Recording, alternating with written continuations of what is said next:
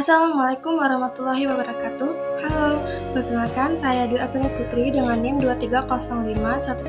230513802292 dari kelas SPS 7. Di sini saya akan menjelaskan materi tentang karakteristik ekonomi Islam. Sebagian umat Islam menganggap sekularisme merupakan suatu paham atau ideologi yang dianggap menyesatkan karena agama tidak dapat mencampuri urusan duniawi. Dalam Islam, sekularisme tidak dapat diterima karena bertentangan dengan ajaran Islam.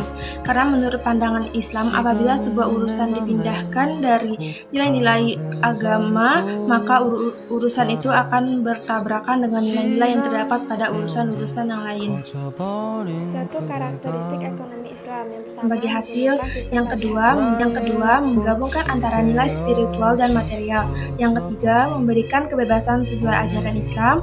Yang keempat, mengakui kepemilikan multijenis.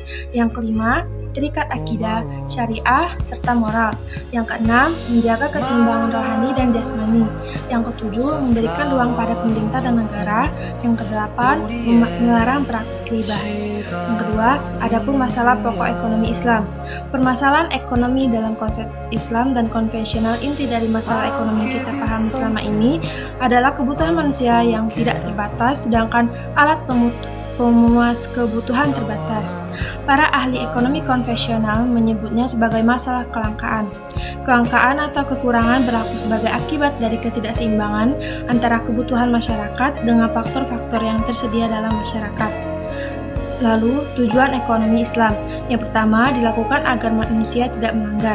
Yang kedua, mewujudkan perekonomian yang baik tanpa mengesampingkan norma-norma Islam. Yang ketiga, diharapkan dapat membuat seseorang tetap berpegang teguh dengan syariat Islam meskipun sudah dihadapkan dengan hal-hal yang berkaitan dengan uang. Yang keempat, menciptakan keadilan antar umat manusia. Yang kelima, memberikan kesejahteraan sosial kepada seluruh lapisan masyarakat.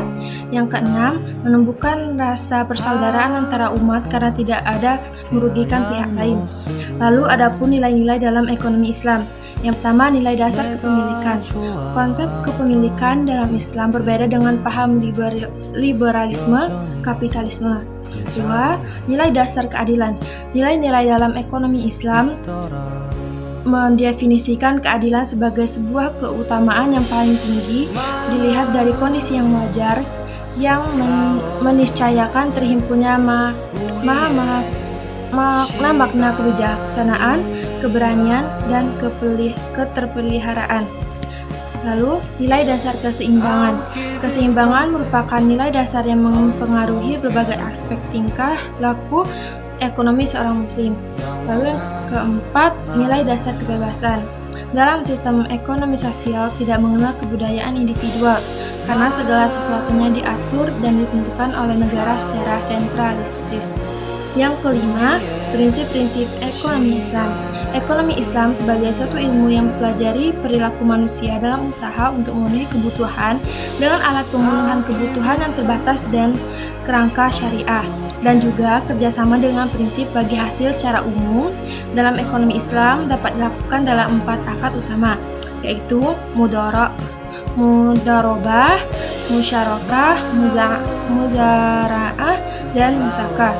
Prinsip atau nilai sebagai landasan dan dasar pengembangan ekonomi Islam terdiri dari 5 nilai universal, yaitu tauhid, adil, nubuwah, khilafah, dan ma'ad. Kebijakan dasar ekonomi Islam. Islam mengakui fitrah manusia untuk mencintai harta dan memilikinya. Harta yang ada di tangan manusia hanyalah titipan dan amanat yang harus ditunaikan sesuai apa yang diinginkan sang pemiliknya.